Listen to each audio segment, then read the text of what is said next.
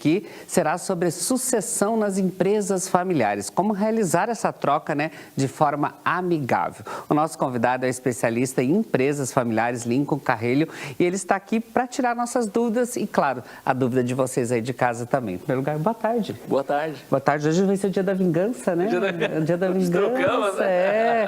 Eu fui lá no podcast com eles, ele tirou, hoje é o dia da vingança, hoje eu vou me vingar. Não, mas foi maravilhoso. Foi legal, foi legal. Foi Vários muito bom comentários bons, muito obrigado. Arena, né? Arena dos Campeões. Arena dos Campeões. Você pode acessar que a entrevista ainda está lá, a gente deu muita risada, mas hoje é o dia da vingança. Só que o assunto dele é mais sério. Aquele dia a gente se divertiu bastante, mas aqui é um assunto sério que as pessoas têm que saber, né? Então, para a gente começar o nosso bate-papo, Lincoln, eu queria que você explicasse para a gente aí, né, quais que são as principais ameaças que podem comprometer uma empresa, as empresas familiares aí também, que é naquela hora da sucessão, né? As empresas familiares é uma coisa muito comum para a nossa região. Na verdade, para todo o interior do país, as empresas familiares, se você avaliar, são quase mais de 90% das empresas. Então, qual é o principal ponto dela, né? O ambiente familiar, que eu sempre digo que é o melhor dos mundos, a confiança existe e tudo mais. Eu digo que toda empresa nasce familiar, né? Você nasce, a ideia é central, você tem uma ideia, mas o que acontece, né, pode complicar é justamente essa informalidade. A informalidade das relações, no início, tudo bem, mas ao longo do processo, isso pode complicar. Então, as divisões financeiras pode ser uma complicação, os conflitos, porque você sabe, família, por mais que se ame... Os cargos também. De vez em quando o bicho pega, a diferença de cargos, quem é o quê, quem sucede, quem vai suceder, isso é sempre uma complicação. A sucessão, como você disse, é um complicador, por exemplo, porque é uma decisão a ser tomada. Em que momento é o melhor momento para fazer a sucessão? Quem vai fazer a sucessão? As pessoas estão preparadas para fazer a sucessão? Mais do que isso, os filhos ou parentes estão conectados ao negócio para serem sucessores daquela empresa, daquele negócio. Então, esses são os principais problemas, as ameaças. Não sei se você sabe uma estatística, mas menos de 25% das empresas familiares chegam até a segunda geração. Então, de cada 100 empresas, apenas 25 conseguem sustentar-se da primeira para a segunda geração. Isso é uma questão muito crítica, né? Então, olhando para a nossa perspectiva da nossa região, de cada 10 empresas, apenas 2,5 empresas vão chegar até a segunda geração, porque nós já estamos passando por essa sucessão. Eu sou consultor há 10 anos e eu vi essa transformação no mundo real. Então, nós estamos agora, exatamente, nós estamos no olho do furacão da sucessão das empresas. Eu tenho aqui só em Toledo, mais de 5, 6 empresas passando por esse momento na minha empresa, com a minha consultoria. É importante, a gente sabe que antigamente era muita as empresas familiares, né? Grandes marcas, hoje se você for pesquisar aí você era, e acabaram se perdendo bem nesse momento, nessa hora da transição ali, eles acabaram se perdendo ali por isso mesmo. Mas eu queria que você explicasse então como que a gente pode resolver essa questão das guerras familiares, porque é bastante ego também, como a gente falou ali no começo, quem vai ser o presidente, quem vai ser vice e tal, então acaba a empresa se perdendo ali, né? A primeira coisa que eu faço, eu tenho uma teoria que eu fiz o meu mestrado fora do país focado em empresas familiares, né? É focado justamente nisso. Então, inclusive, agora estamos publicando um e-book em relação a isso. A primeira coisa é familiarizar os profissionais e profissionalizar a família. É uma frase que eu uso sempre. O ponto é a divisão dos 3 pontos principais: patrimônio, gestão e família. São coisas que elas estão conectadas, mas não são únicas. Então, eu preciso separar isso muito bem. Uma coisa é o patrimônio, dinheiro, a grana, o que a família tem. Outra coisa é a família. Então, eu tenho que dar proteção a essa entidade, a família, as pessoas. E a gestão. Nem todo familiar vai ser gestor, mas todo familiar, ele é herdeiro. Entendeu? Mas não confundir isso é essencial. Então, a primeira coisa que você faz é dividir isso bem. Você divide família, negócio e patrimônio. Quando você faz isso, fica mais evidente para todo mundo, para que as pessoas possam conceber, pô, então peraí, então quer dizer que eu sou herdeiro, eu tenho direito, você tem todo o direito. Mas eu não preciso ser gestor? Não, você não precisa, não há necessidade. Então, agora, se você quer ser, bom, vamos entrar numa trilha de formação para que você seja esse sucessor. Então, saber o que está fazendo ali também, né? Saber exatamente, porque, como eu sempre digo, você quer ter um mau gestor do seu dinheiro, se você entregaria o seu dinheiro para uma pessoa gerir, sendo ele um ruim gestor? Não entregaria. Então, por que você, sendo um mau gestor, quer gerir o seu próprio dinheiro? É melhor entregar para outro. Mas aí veio o ego.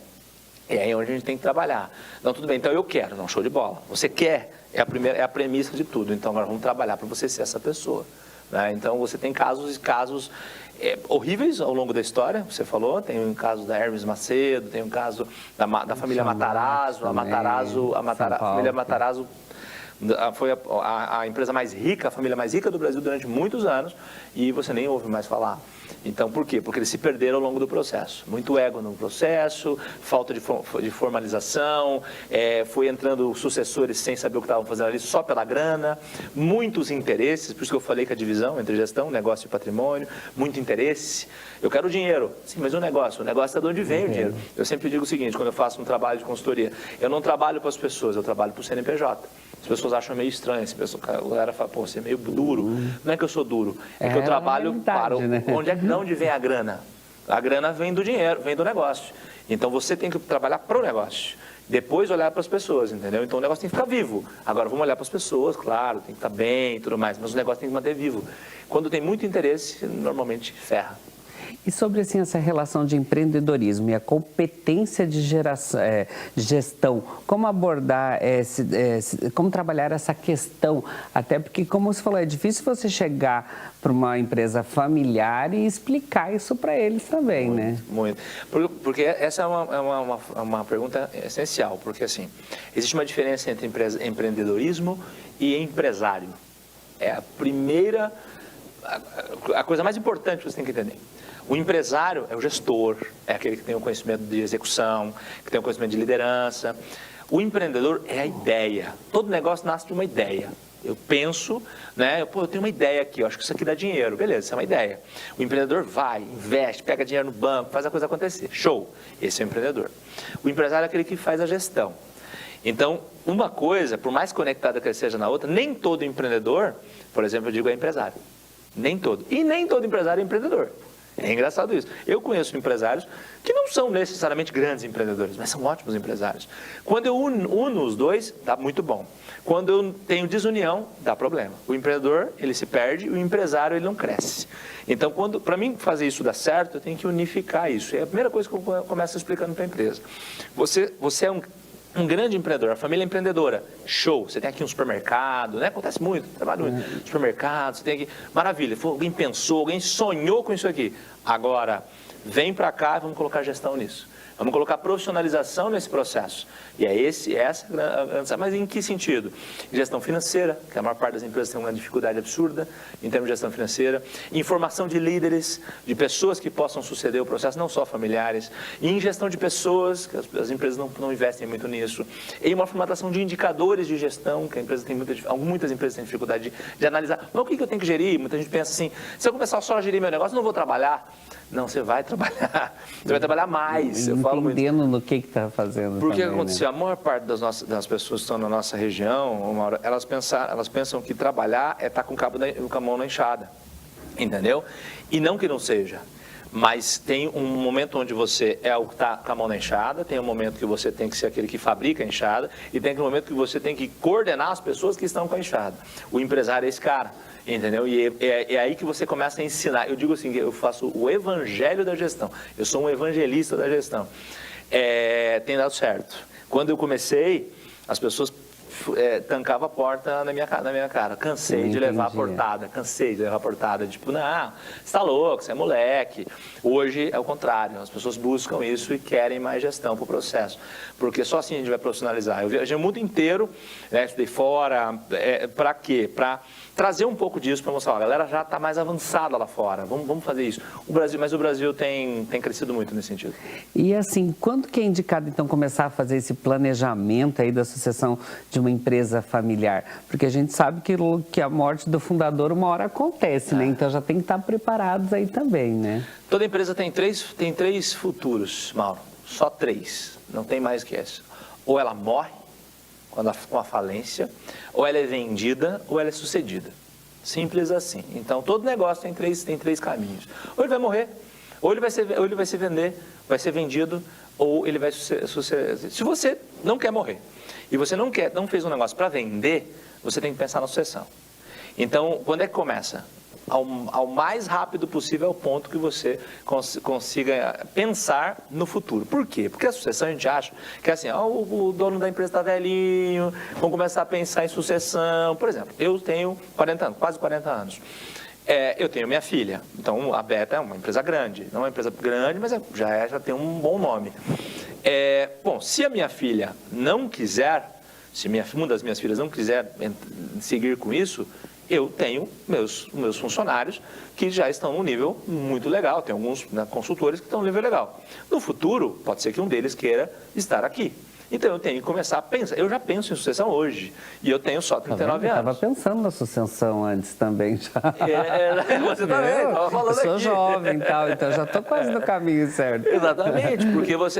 Porque, por exemplo, um negócio que não sucede é um negócio que não tem pilares. Todo negócio que tem pilares, você consegue subir. Porque se alguém está gerenciando o meu negócio, é porque eu subi. Eu não desci. Não preciso descer do palco, não preciso descer. Eu só subi. Então, a sucessão não pode ser encarada como uma coisa assim, como muitos encaram, como, não, beleza, então eu vou ser sucedido e não vou fazer nada, vou ficar em casa, não, jogando dama, não. Ao contrário, você vai pensar em outras coisas, você vai ir para um outro nível, que é o que a gente faz. Muitas empresas familiares nós levamos, quando a gente começa a sucessão, nós vamos levando o dono, ou os donos, por exemplo, originários, né, para o nível de conselho, para o nível de investimento, para o nível de consultor. Muitas empresas, eu tenho empresas que eu trabalho, onde os donos hoje, quem gerencia são os filhos, e eles são os mentores, eles são os consultores do próprio filho, entendeu? E assim, quais que são as maiores dificuldades que as pessoas têm sobre essa sucessão nas empresas familiares? Quais que são as dificuldades ali na hora de você expor tudo isso para eles? Muitas dificuldades. Eu acho que o principal é a ideia da morte, da morte como profissional. As pessoas acham, como ela só aprendeu a fazer uma coisa de um jeito, entendeu? Por exemplo, você é um apresentador. Mas você não sabe só apresentar, você sabe tudo como é que funciona esse circo aqui, o processo. Então, você também pode ser uma pessoa que pode estar nos bastidores, você pode ser um cartola, pode ser um cara para gerenciar, você pode ser alguém para pensar algo além de só apresentar. Só que quando você está muito tempo em uma coisa só, às vezes a pessoa não consegue se desconectar. É um cordão umbilical que a pessoa tem com um negócio. Com aquilo ali, não, mas eu vou deixar de ser. Não, você não vai deixar, você vai subir. Você vai para um outro nível, vai trabalhar na mesma coisa, só que de uma maneira diferente. Então, a principal dificuldade, você perguntou, é cortar o cordão umbilical da história. As pessoas se acostumam demais e a gente acha que aquilo que você faz é o que você é. Não é. E no começo também parece tudo muito difícil. Eu participei dessa transformação, principalmente a empresa hoteleira, eles têm muitos familiares, são familiares que coordenavam tudo antigamente. Eu passei por uma mudança dessa, acompanhando os amigos hoteleiros de Foz que mudaram, trazendo gestores para administrar, tirando a família um pouco de lado, poupando eles também. E no começo era muito difícil para a gente que está fora entender isso também. Agora a gente vê que não, que deu aquele boom, mas no começo para a família foi estranho assumir que eles não estavam mais juntos ali. Mas depois você vai entendendo e vê que vale a pena e que está funcionando o negócio e você não precisa estar ali. Agora cada um dos irmãos lá estão com outras empresas e o hotel está crescendo. Isso é importante, entender isso, chegar a esse ponto, né? Exatamente. É o profissionalizar a família e familiarizar os profissionais. É quando você une as duas coisas. As dificuldades é as pessoas cortar o cordão umbilical e entender que existem coisas além daquilo que você faz. Muito além. E assim, como evitar então esses problemas de sucessão familiar para não sofrerem tanto? O que daria para fazer? Que dicas que você daria para o pessoal que está assistindo a gente e está passando por isso agora? Ou de repente não acredita que, não, vou tirar da minha família, vai acabar a minha empresa. O que você falaria para eles?